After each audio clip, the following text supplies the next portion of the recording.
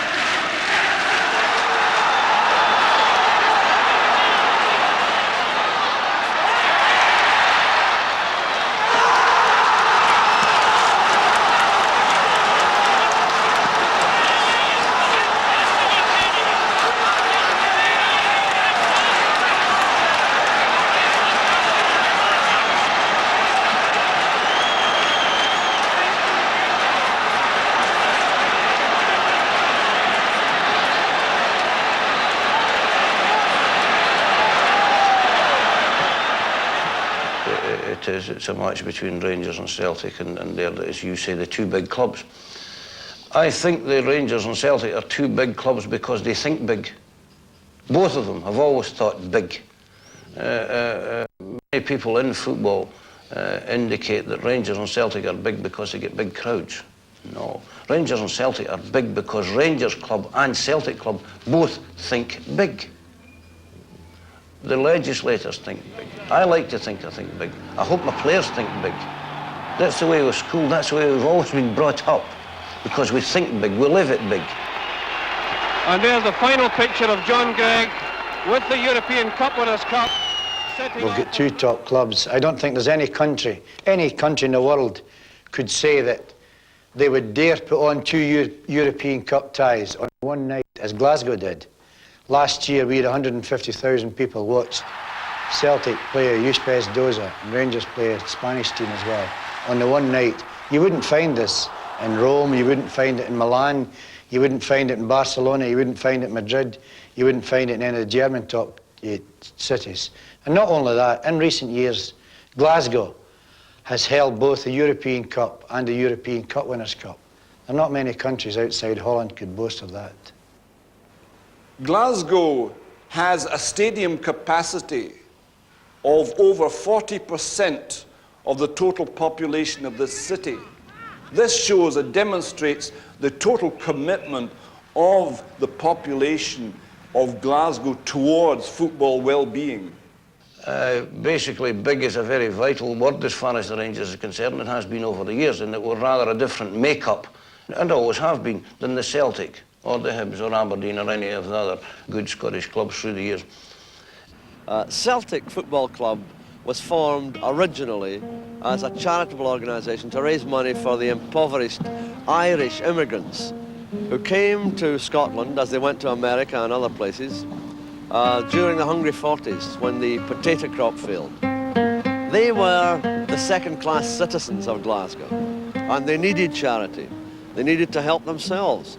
One of the reasons why, for instance, so many Catholics have succeeded in Glasgow by being publicans or bookmakers is that these were the only lucrative trades open to people without education, because they were underprivileged in education as well. The club was founded about 1888 by some very kind gentlemen under the leadership of a Marist brother who was the headmaster in one of the local schools.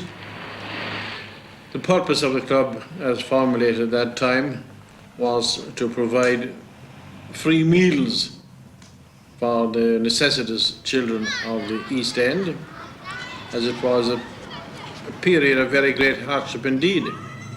I have followed the Celtic club more or less consistently since 1916 and have seen all the great triumphs in various parts of the world, especially the one in Lisbon and the final of the European Cup, when I had the honour of being the first person to receive the cup from Sir Robert Kelly.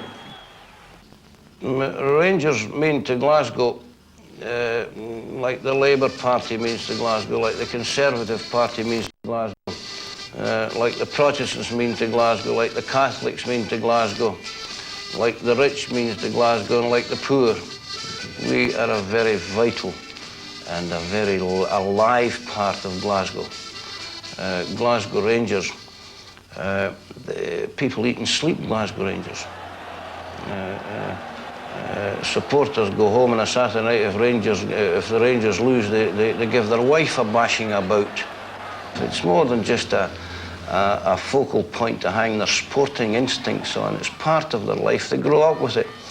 Parents rearing kids rear them on the folklore of Glasgow Rangers as much as they do in the Bible.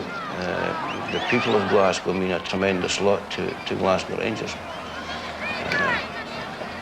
We are very proud on almost every occasion of the people, the very ordinary people that we give pleasure to in the game, in their life. I was doing in England for a long time as well, you know. I used to come up to England and for Bolton and that, you know, travel all over for them. Oh, well, I spent a fortune on Rangers, you know. Oh, I work as I'm working in the parts now as you know, a storeman in the parts department, Alexander Park, just across the way there, you know.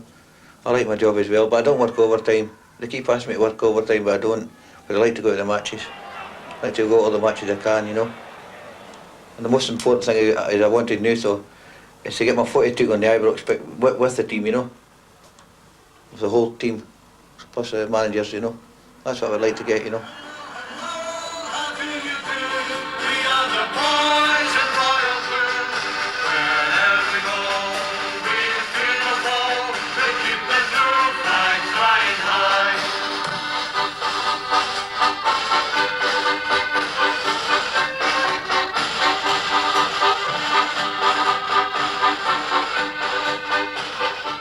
This sense of identification, this sense of commitment to the club is a very real thing and a very relevant thing.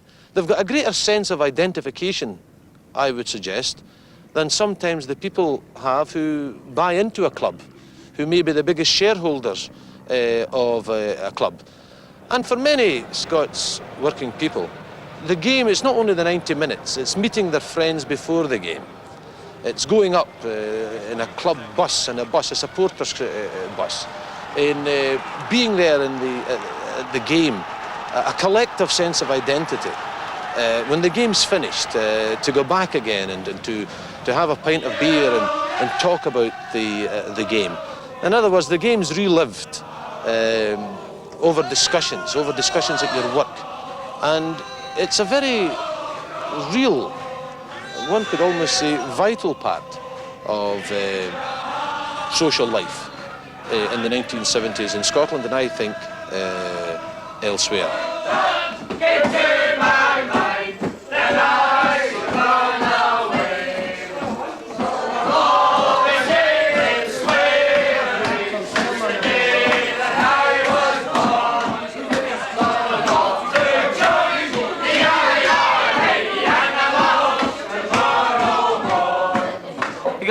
Celtic is part of me.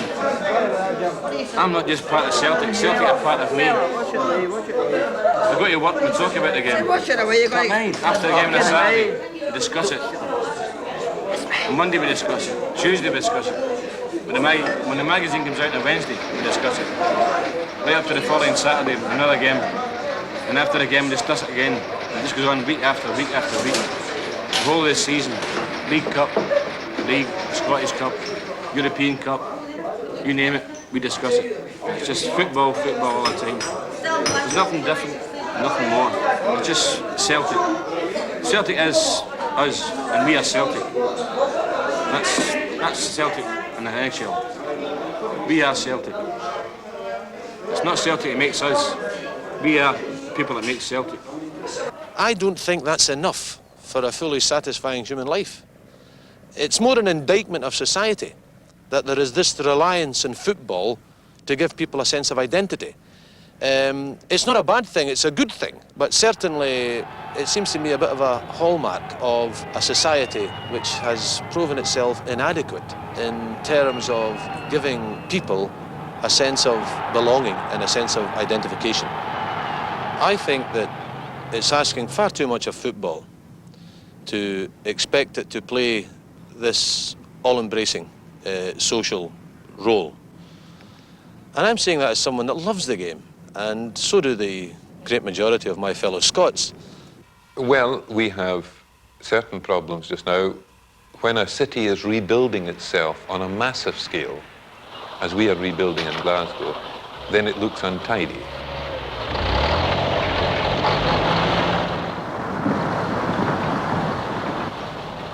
At the same time in industry, we are changing from the older forms of industry to new forms of industry, and this creates problems in employment. And we have a higher degree of unemployment here than in other parts of the country.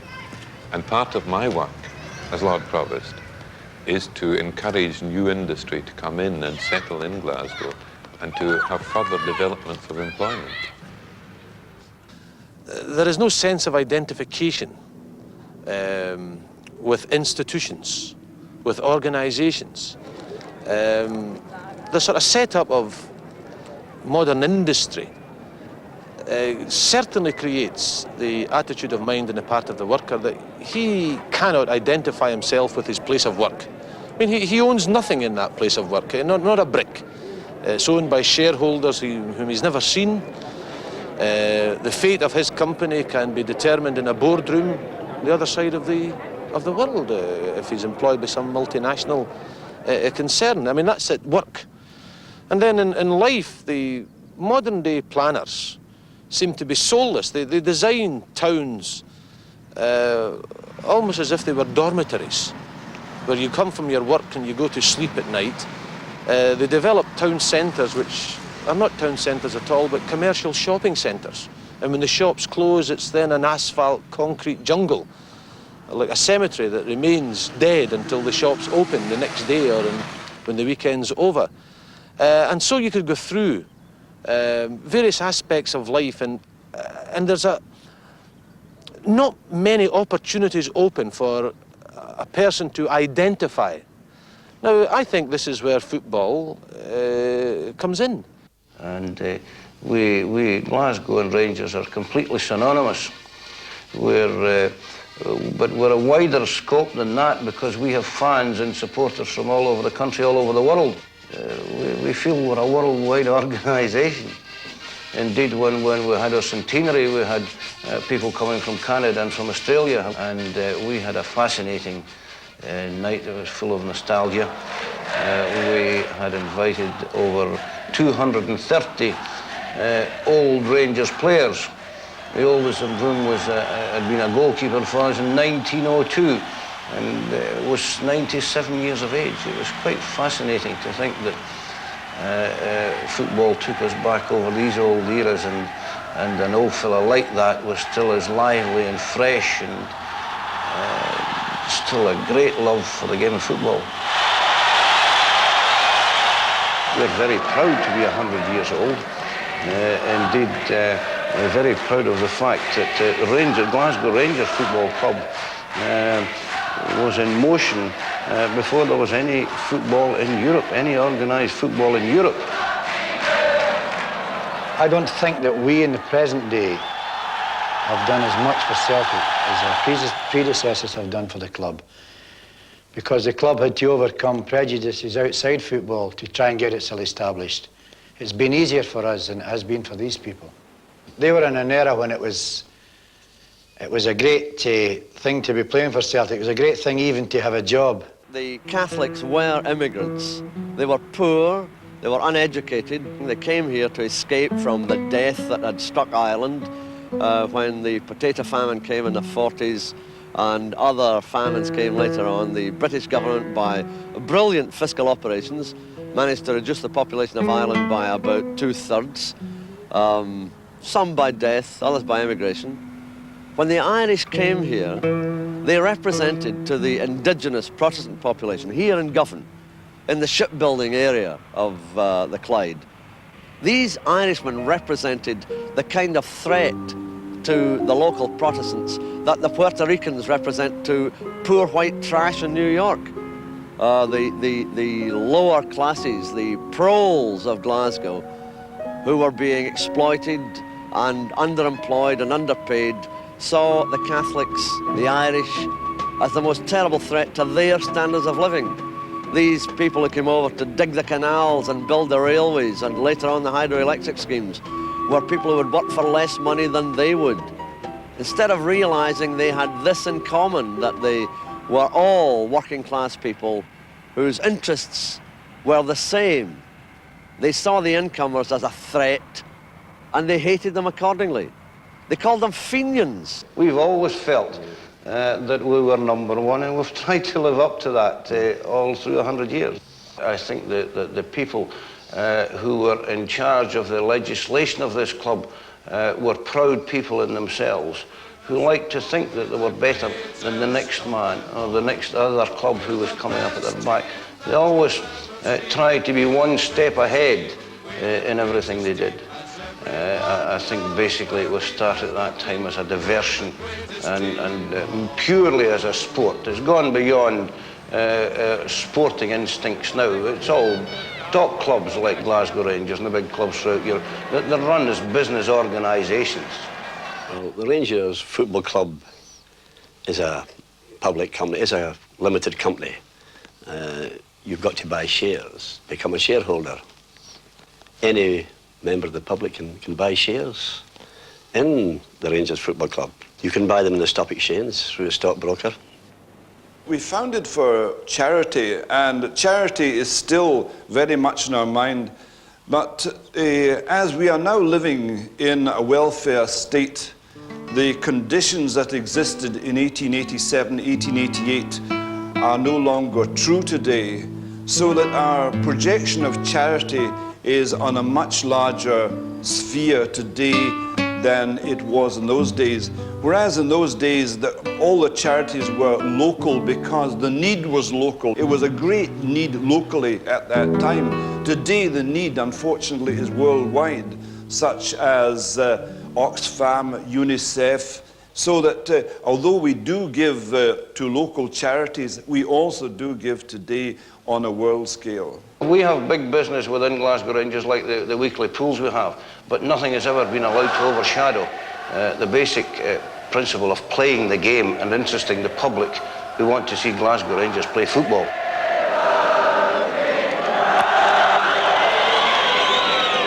Well, the pools has had a phenomenal rise, and it has grown over the years to the staggering figure of today of 655,000 participants each week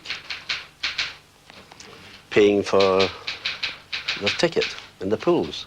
You had a social club build which cost over £500,000, and I could build, if I kept the money for the next 2 years, I could build another social club and have £100,000 still left in the bank.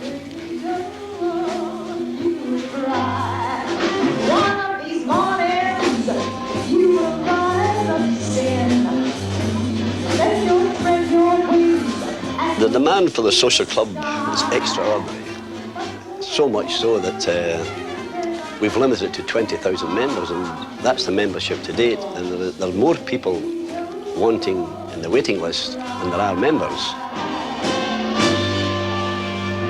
I think it's about time I came down these steps. Good evening, ladies. There's a stupid smiling gentleman here. Then I had the idea of building a club within a club. We have a luxurious suite that we call the Ibrox suite, which we agreed would be £8 dearer than the £2 membership from the social club. Now this caused tremendous trouble at the beginning because they said this was not done, this was segregation. They called it segregation, class distinction. So much so that we were banned from even opening. We had the staff employed here and they banned it for a court case. And then again, we had tremendous trouble because it was common in clubs all over Scotland that they had one bar only of something like a 6 feet opening. And we had 4 bars. Now, how could you serve 1,000 people with pints of beer and being served, Marky, from the bar? And I fought and I got 3 opened and they wouldn't give me the 4th. However, we left the bars completely wired and we got the 4th bar.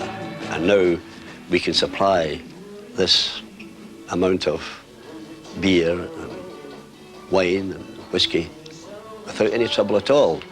We certainly have a hooligan element which damages the game of football and does it no good whatsoever. It's actually the bugbear of our life, the hooligan fan who causes trouble, who when they get drunk or get involved in fighting mood, it seems to affect some of them that way. I've come out quite openly, publicly, in the press and in the public media, and I've come out face to face with them. They're in a minority, but we get a very bad reputation because of that. And Barcelona was a case in point, although I think there were extenuating circumstances. But Barcelona, the Rangers club, suffered very severely. Not only dented their image, but also halted the progress of the playing side of the game, being out of Europe for a year. We must be in Europe. We've got to be in Europe. All good teams with ambition have got to be in Europe every year. A city's image is not just through football. We held an international violin competition just 3 weeks ago, in which violinists from all over the world came to Glasgow. And it was a feast of music for music lovers. You know that somebody from Australia came all the way from Sydney to see the ring cycle in Glasgow because this was the only place in the world he could see it. But we do have an image through football, and unfortunately, that image is not always good. The same weekend as we have had trouble in Glasgow, however, we have had trouble in, and I've got the papers in front of me, Carlisle and Workington. 34 people were arrested in a game. Another one in England, 148 people were arrested. Another one, 42 people were arrested. This is something that's happening to football all over Great Britain. At the same time, I'm certainly not happy about the position. And I'm encouraging the clubs to discipline their supporters and get rid of those people who are giving a bad name to the clubs in Glasgow and also a bad name to Glasgow abroad. In every industrial society, there are elements and a percentage of the working class that actually get demoralized by the circumstances of their life. The term is lumpen. Lumpen proletarians, as the term's been given, lumpen working class people. I wouldn't put that percentage in Scotland or indeed in most countries higher than 1 or 2%. In Scotland, a strong section of that demoralized people identify with Rangers and or Celtic.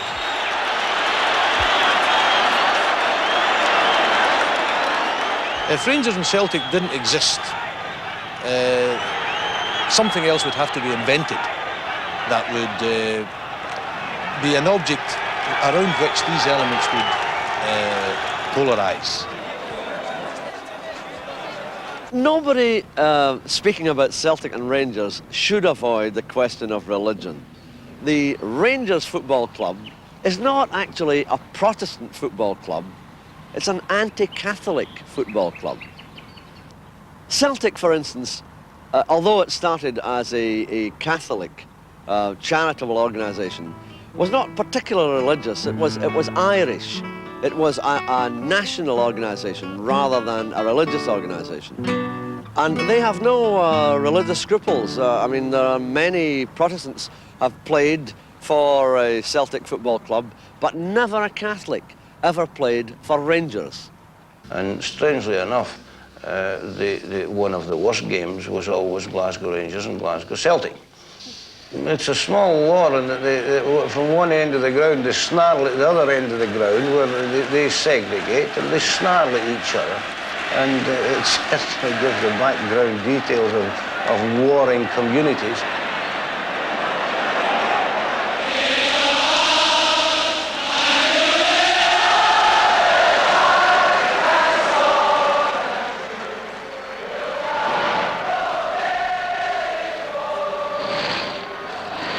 I don't think there's any doubt that a lot of the bitterness between Catholic and Protestant here is that the Catholics were immigrants.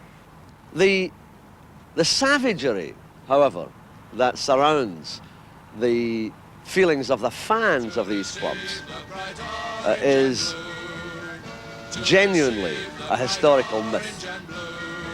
The Rangers tend to take their enthusiasm not from Scotland but from Northern Ireland and from the celebrated King Billy, King William of Orange, who defeated the forces of the Stuart dynasty at the Battle of the Boyne. Now, this is believed by Protestant bigots in Glasgow to have been the victory of the Protestant over the Catholic. It's rubbish. The Vatican was delighted at it. King Billy himself was known in Europe as a friend of the convents. In his travels, he lived in convents. He made great benefactions of money and kindnesses to the convents. But this has been turned into a great Protestant-Catholic battle. It was not. It was the old squalid struggle for power and for a throne. On the field there always is rivalry, keen, razor-edged rivalry, based not on any resentment of one or the other, but just because of the fact that these players have been schooled and brought up to get victory, and it's the meeting of the two Goliaths, and they've got to be razor-edged, keen, enthusiastic, fire in their belly, to play in a game like that, and to play to the best of their ability. They've got to show the real guts and verve for playing and the sheer desire for winning.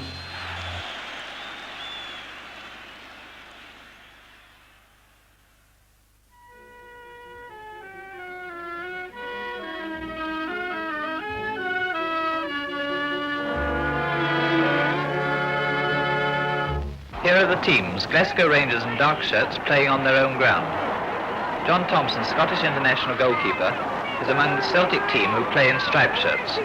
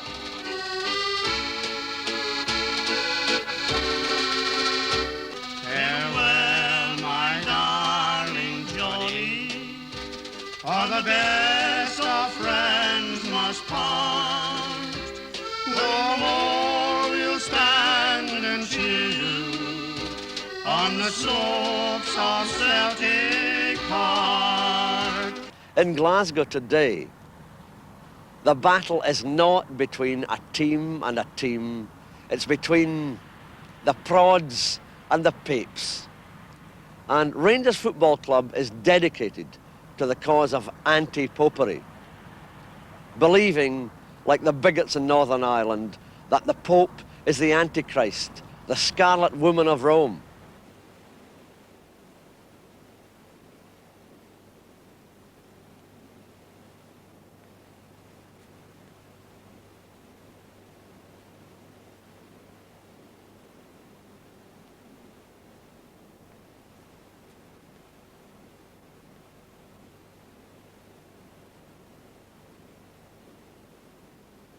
It was held in Glasgow's Roman Catholic Cathedral, St Andrews.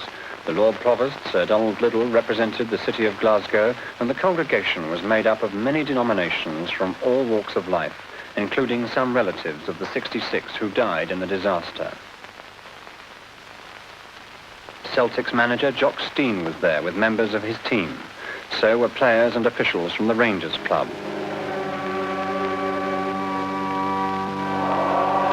The service was conducted by the Roman Catholic Archbishop of Glasgow, James Scanlon. On Saturday, the Church of Scotland will be holding a memorial service in Glasgow Cathedral. Rangers manager Willie Waddle was in the congregation with the club chairman, Mr. John Lawrence.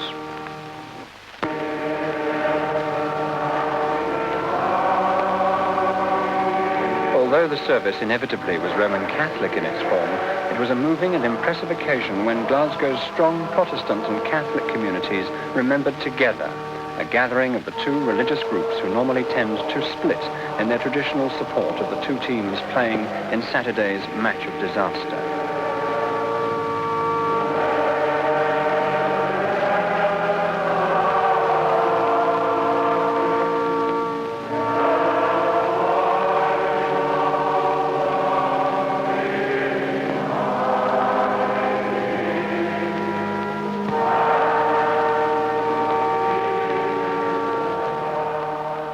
And they still call Irishmen and Catholics Fenians. The very word is 60 years out of date. Fenians, well, De Valera, who was a Protestant, was a Fenian. But we call, in Glasgow, we call Catholics Fenians. There is a story in this very powerful Protestant area of a man who went into a pub quite near here, near Ibrox Park, the home of Rangers, leading a live alligator, and said to the barman, "Do you serve Catholics in here?" And the barman, looking at the alligator, decided to be discreet and said, "Oh yes sir, we serve anybody." He said, "Well, a pint for me and a Catholic for my friend." And that is the situation here, and it still goes on. In an age when we are flinging scrap iron at the moon, the governed Protestant is terrified that his life may be destroyed by a wee fella from Ireland. My gorge rises and my stomach quails at the sight of this idiot bigotry of the Rangers fan who will not tolerate a Tim Malloy, a boy, a Catholic. That's really what's wrong with these greatest rivals in the world.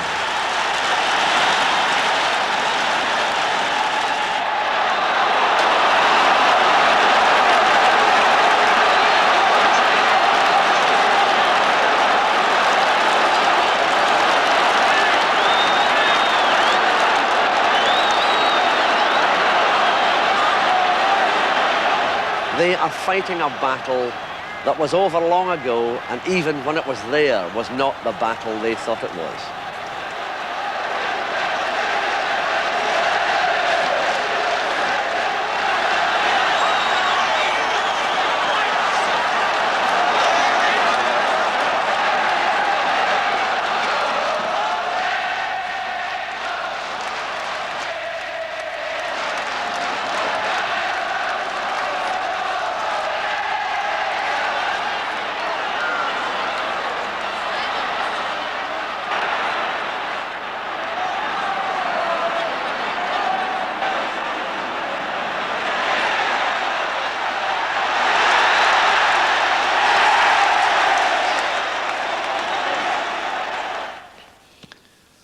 Well, I think to put it bluntly, without Celtic or Rangers, Scottish football would sink to the level that it is in Northern Ireland, for instance, which is only part-time players playing for part-time clubs before part-time spectators.